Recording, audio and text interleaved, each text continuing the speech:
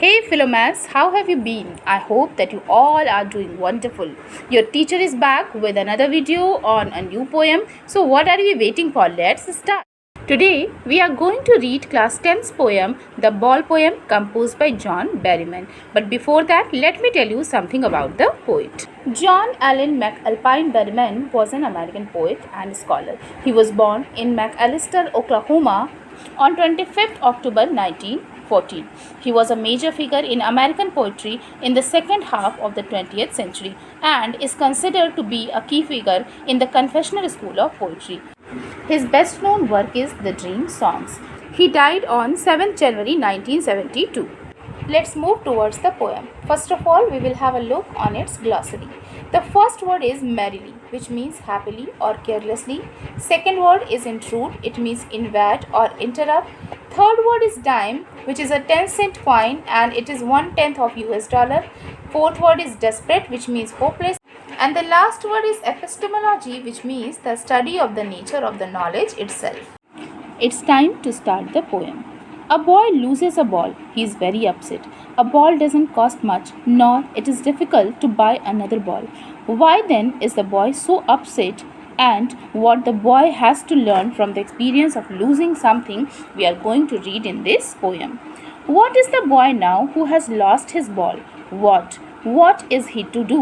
I saw it go merrily bouncing down the street and then merrily over there it is in the water.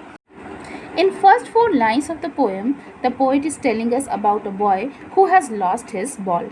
The poet himself had seen the ball going down the street and finally it went into a water body. The poet is thinking what the boy will do now as he has lost his ball.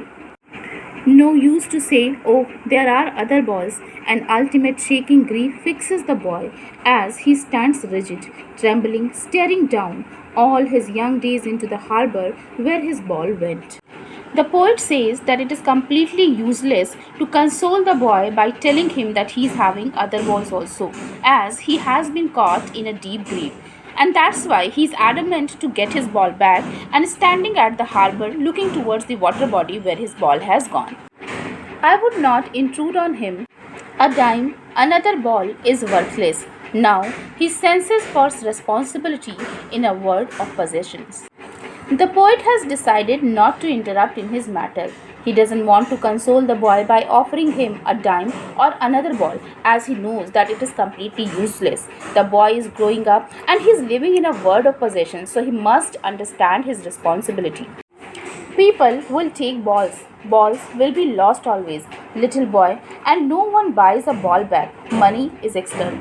In these lines, the word ball is used in a symbolic way. It represents all earthly things that humans possess, and sometimes they even don't hesitate to deprive others from their rights. It is quite obvious to feel sad when we lose something, but we should understand that no one will come to us again and again to console us at our loss. Even the money is external. It can buy new things, but it cannot buy the memories associated with our previous things that we have lost. He is learning, well behind his desperate eyes, the epistemology of loss, how to stand up, knowing what every man must one day know and most know many days, how to stand up. The poet is happy to see that the boy is trying to cope up with his grief and is trying to learn the nature of loss. He is trying to learn how to handle such situations when we lose something, as loss is something that everybody faces one day. Few people face it rarely and few frequently. Dear students, hopefully you have understood the poem. So let's discuss some other important things. The first thing that you should know that this poem doesn't have any rhyme scheme. So it is a free verse. Let's discuss the poetic devices. The first poetic device that has been used in the poem is anaphora. You know that anaphora is the repetition of same word in the beginning of 2 or more than 2 consecutive lines. So you can see in first 2 lines the word what is repeated in the beginning. The next poetic device which is used in the poem is assonance. In the first line of the poem you can see that in the words boy, now, who, lost, O sound is repeated, and you know that assonance is the repetition of vowel sound.